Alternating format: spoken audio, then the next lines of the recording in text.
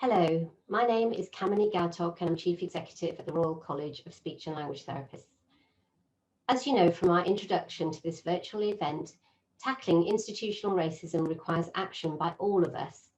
And so I'm delighted that we're joined here today by key leaders from NHS England and Improvement, who are going to be talking to us about their work to support change within the NHS. So I'd like to welcome Dr Joanne Fillingham, who's Deputy Chief Allied Health Professions Officer, and Stuart Palma, who's Professional Head of AHPs. Welcome to both of you. So we have a number of questions that I'm hoping that we're going to be able to go through, and do feel free to chip in as and when you want to answer those. So the first question is really about the vision. So what is your vision for equality and diversity in the NHS? I don't know if you want to start first, Jo. Thanks, Kamini, and thanks for inviting us to join this this vlog today. We really appreciate the opportunity that the Royal College of Speech and Language Therapists has given to us to join in what is a very crucial and high priority conversation about anti-racism, and thank you for the work that the college is doing on this. So in terms of the vision, in terms of the NHS, well, we know ever since the NHS inception in 1948 that the NHS has been built on a diverse workforce. But what we also know is that despite the fact that the workforce is more diverse than when the NHS was started, we still have real challenges in terms of the diversity of the NHS workforce being representative of the people and populations that we serve. So our ambition for the NHS is that our NHS people are all afforded the same opportunities, regardless of gender, race, disability, etc., and that the workforce is representative of the people and population it serves. And this is really important for social justice, but also as well, you know, people who work in the NHS and receive services from the NHS, it's a basic human right to work with and work for and treat people who have had the same experiences as you, who understand and who know, such that you can be treated in the way that you would want to be treated based on your choices and your experiences in life. So that's kind of for me, the overarching vision is about social justice and fairness. I think the other thing for me is about everybody in the NHS seeing difference and diversity as a huge positive, and that it's a benefit, and not see it as something that's negative. And that takes all of us to take personal responsibility to educate ourselves and learn and know and understand. So yeah, so that's our overarching vision. Thank you very much. So really important points there around recognising the importance of a diverse workforce, but everybody's responsibility to be able to meet the needs of the populations that they serve. I think that's really helpful to hear all of that. So Stuart, I just wondered if you could tell us where we are now and what the data tells us about how far we have to go to achieve the vision that you've set out. Yeah, absolutely. So we know that currently the diversity of the AHP workforce is around 12.2% in terms of the workforce. So that's well below the NHS workforce average of 19.7%, also below actually the population average as well. So we know that there's a lot of work to do to achieve the much wider aim of the NHS, which is to get to that 22%.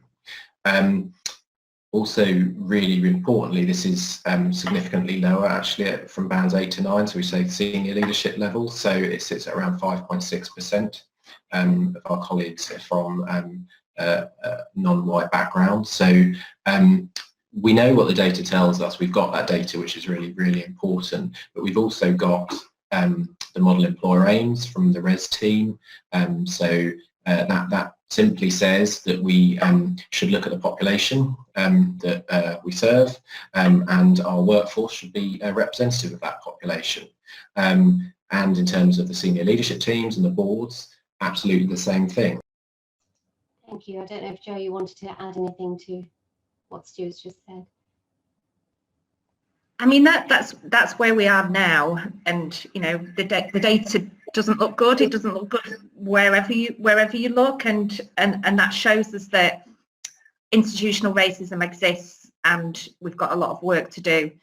But what we do need to recognise is that there has already been work done over the years, and you know, if members of RCSLT want to have a Google search on NHS England and Improvement website, you'll find lots of work that has been done around the workforce race equality standards and the model employer, where we have made incremental changes in the NHS. But the point, I guess, is that whilst we recognise those changes have been made, we need to do significantly more in the future.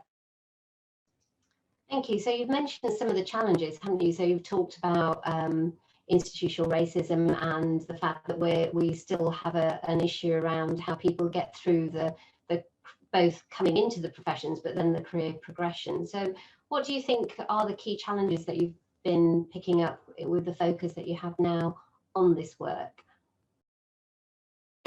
So there are loads of challenges. Wherever you look throughout the whole of somebody's career pathway, if you're from an ethnic minority background, there are challenges throughout. So, you know, if we start right from school age leavers, you know, why are some people attracted to one profession and not another if you're from an ethnic minority background?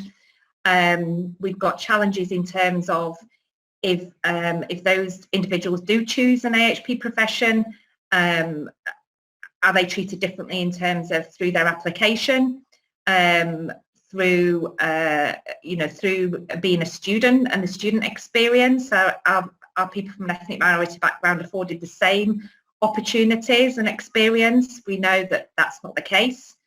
From moving from being a student into choosing to work for the NHS, applying for jobs and the recruitment process, we see that there are challenges there.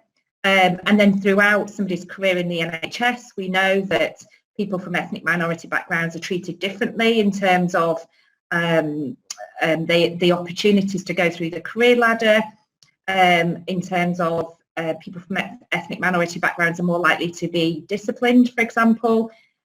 So there are major key challenges throughout the whole of somebody's career pathway if you're from an ethnic minority background, and that isn't right.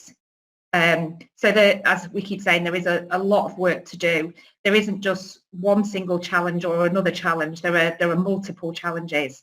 But I guess I kind of, you've probably heard me talk about this before, I kind of talk about process and people. You know, if we look at this from a very process point of view, which I just spoke about, kind of somebody's career pathway and points along that journey, you know, that it's a very process way of thinking about it, isn't it? But for me, one of the biggest key challenges is about hearts and minds, and, you know, changing organisational culture takes time, and it takes time and investment in people, and people taking personal responsibility for knowing and understanding and making changes, behavioural changes that will then change organisational culture. And for me, I think that's the biggest challenge around how do we change what people think, what people feel, so that they change their behaviours, because people's behaviour has an effect on somebody else. And, you know, we know this kind of from theory in terms of Batari box. So yes, I think one of the biggest challenges is the hearts and minds piece. Stuart, did you want to add anything to that? Yeah, so I'd agree. It's the people over process, the hearts and minds. I think we've had lots of discussions around this, and we've heard a lot of, I don't see anyone that looks like me in these senior leadership roles. or in a leadership role. So who do I aspire to be? Who are my role models? I think that's a huge challenge around really increasing the diversity of our senior leadership teams and boards, but also spotlighting, and because there are some fantastic leaders from an ethnic minority background, and we have to absolutely spotlight them to show that, as Joe said, the students, the newly qualified coming through, that this is possible. People look like me and are doing this, and I think that's really, really important. And I think Joe touched on it, but the education and the understanding, specifically at middle management level, that's where the research shows around EDI. That's where we need to really, really tackle it and take it seriously. So we need to be more informed, and we need to prioritise it and recognise its importance. But yeah, and absolutely all the other challenges that Joe's just outlined. What would you like to say to all staff who work in the NHS, because it is for everybody to do? So it's difficult, isn't it? Because I don't like to be, preaching on this subject. So I'll probably take it back to self and kind of what I see as my responsibility. Personally, my responsibility as a member of society is to educate myself and to be much more well informed than probably I have previously, even though I do see, when I reflect on my own journey through life, that understanding equality, diversity, inclusion has been part and parcel of my career, but given the experiences that we've had over the last 12 to 18 months with the pandemic and the disproportionate effects on people from ethnic minorities, with the atrocities that we've seen internationally, George Floyd, Breonna Taylor, it shines such a bigger light on what personally we should be doing for ourselves as members of society. So educating self, being an ally, calling out, and making sure that this topic is on everybody's agenda, and not being apologetic for that. That would be, taking it back to self, is that is my personal commitment, and I would hope that other people would equally be soul searching and educating to understand their own personal commitment. Thank you very much. So I had a question about the speech language therapy profession, and as you know, despite efforts over the years, we're still really not a very diverse profession, and we just wondered if you had any particular reflections on the reasons for that, or views on what we might be able to do in terms of solutions. Yeah, I think it's really interesting, isn't it? When you look at the different allied health professions, including speech and language therapy, or the wider professions across the NHS, each of them have different and specific challenges. So, it's fascinating, isn't it, as to why some professions attract certain people with certain characteristics, whilst other professions attract other people with different experiences throughout their life. So there's something for me about understanding the why and how has this happened, really truly understanding the data around it, why people choose to become a speech and language therapist and why people don't choose to become a speech and language therapist. Some of that comes back to what Stuart was alluding to before in terms of the role models or lack of role models. Do I see somebody like me? Some of it is about cultures and what different people say as a good profession to go into or not. So whilst, again, it comes back to there is no single answer, but the first part is understanding why, and then thinking about how do we tackle those whys to make things different for the future. So that's really interesting. You're right. It's a really complex picture for different professions. How hopeful are you for the future?